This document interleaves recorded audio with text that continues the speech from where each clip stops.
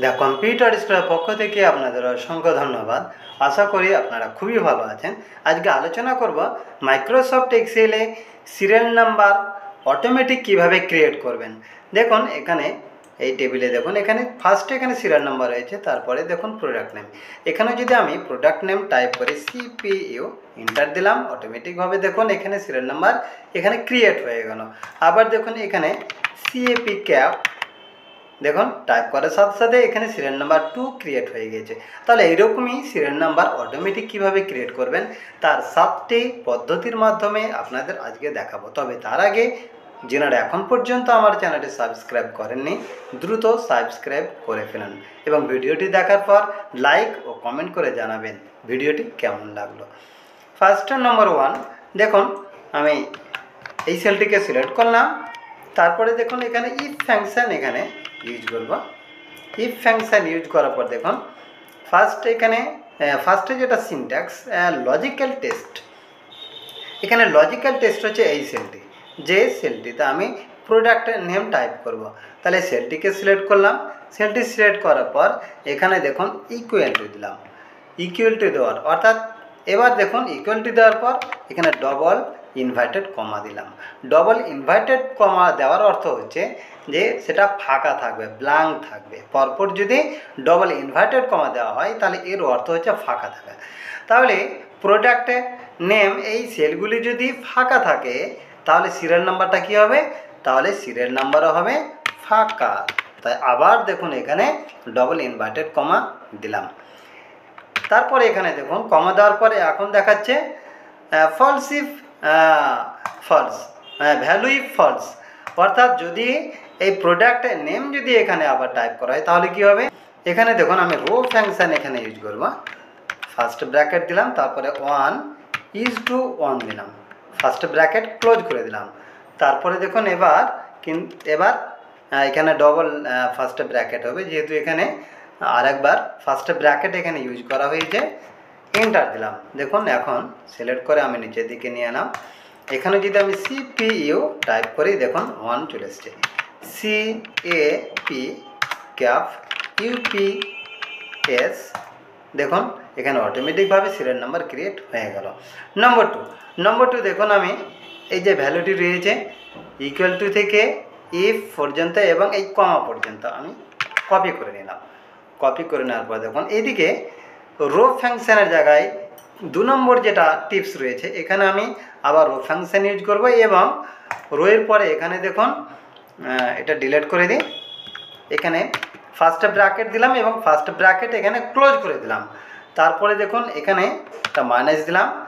এই জায়গাতে ভালোভাবে লক্ষ্য করবেন, এখানে ফার্স্টে যে এখানে যে প্রোডাক্ট নেম টাইপ করব সেটা হচ্ছে 2 নম্বর কলামে। তাহলে 2-এর আগে কয়টি রো রয়েছে? মাত্র একটি রো রয়েছে, তাই আমি এখানে 1 দিলাম, ফার্স্ট ব্র্যাকেট ক্লোজ করে দিলাম, এন্টার দিলাম। এখন দেখুন আমি সিলেক্ট করে নিচের দিকে নিয়ে চলে আসলাম, এটা ডিলিট করে দিলাম। এখন কিন্তু এগুলো আবার ডিলিট হয়ে গেল। দেখুন মোবাইল টাইপ করলাম, অটোমেটিকভাবে এখানে মোবাইল চলে এসছে। ক্যাপ দেখুন অটোমেটিকভাবে এখানে সিরিয়াল নাম্বার 2 ক্রিয়েট হয়ে গিয়েছে। নম্বর থ্রি হচ্ছে দেখুন এখানে সেম একই রকমভাবে এখানে রো ফাংশন ইউজ করব এবং এই জায়গাতে দেখুন ভালোভাবে আমি আবার ফার্স্টে যে এখানে ভ্যালু রয়েছে ইফ তারপরে C2 ইকুয়াল টু এই পর্যন্ত ঠিক থাকবে। তারপরে দেখুন এখানে আমি আবার রো ফাংশন এখানে ইউজ করব। রো ফাংশন ইউজ করার পর ফার্স্ট ব্র্যাকেট এবং ফার্স্ট ব্র্যাকেট আবার ক্লোজ করে দিলাম, মাইনাস দিলাম, আবার রো ফাংশন এখানে ইউজ করব। রো ফাংশন ইউজ করার পর দেখুন এখানে উপরের যে সেলটি রয়েছে সিরিয়াল নাম্বার যে সেলটিতে টাইপ করা রয়েছে এই সেলটি সিলেক্ট করে দিলাম। তারপরে F4 কি প্রেস করে লক করে দিলাম, ফার্স্ট ব্র্যাকেট এখানে ক্লোজ করে দিলাম, এন্টার দিলাম। ডবল এখানে ব্র্যাকেট হবে, ইএস করে দিলাম। এখন আমি সিলেক্ট করে নিচের দিকে নিয়ে এলাম, দুটো প্রোডাক্ট নেম ডিলিট করে দিলাম। নতুন করে আমি আবার প্রোডাক্ট নেম দিচ্ছি, দেখুন ট্যাব, দেখুন সিরিয়াল নাম্বার এখানে ক্রিয়েট হয়ে গিয়েছে। মোবাইল দেখুন সিরিয়াল নাম্বার ক্রিয়েট হয়ে গেল।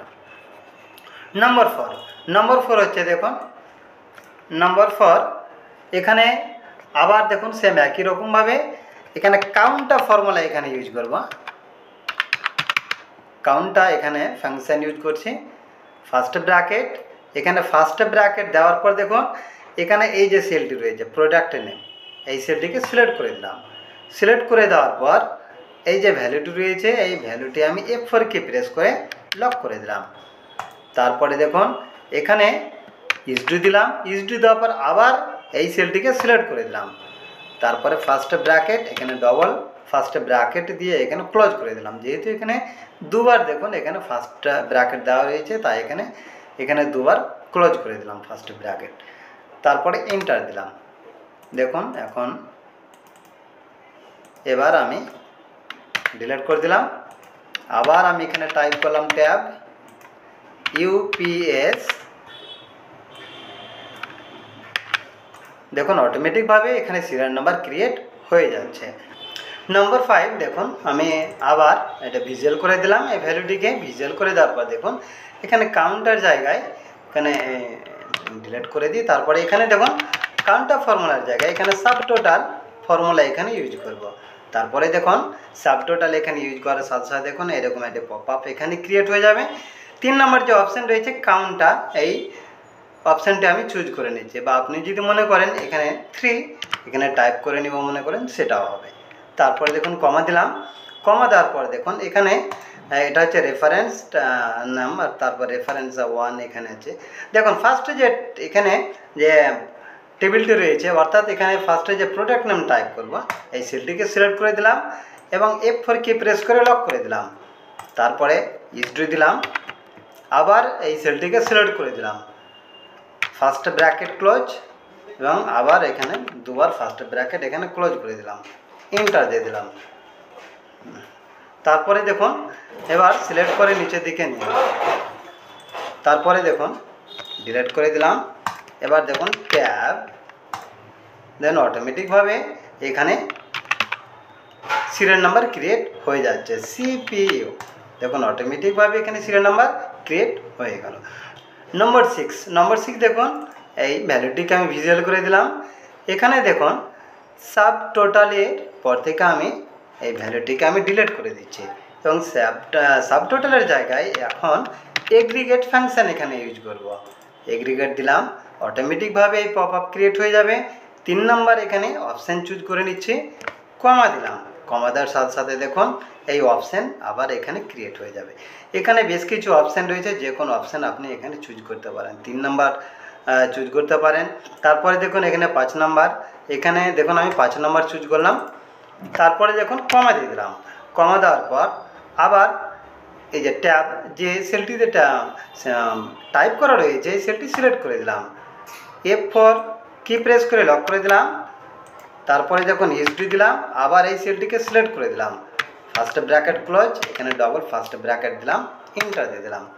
দেখুন ডিলিট করে দিলাম, এখানে কিন্তু ব্ল্যাঙ্ক হয়ে গেল সিরিয়াল নাম্বার। আবার দেখুন এখানে প্রোডাক্ট নেম দিচ্ছি আমি CPU, দেখুন 1, মনিটর দেখুন 2, আবার দেখুন মাউস দিচ্ছি।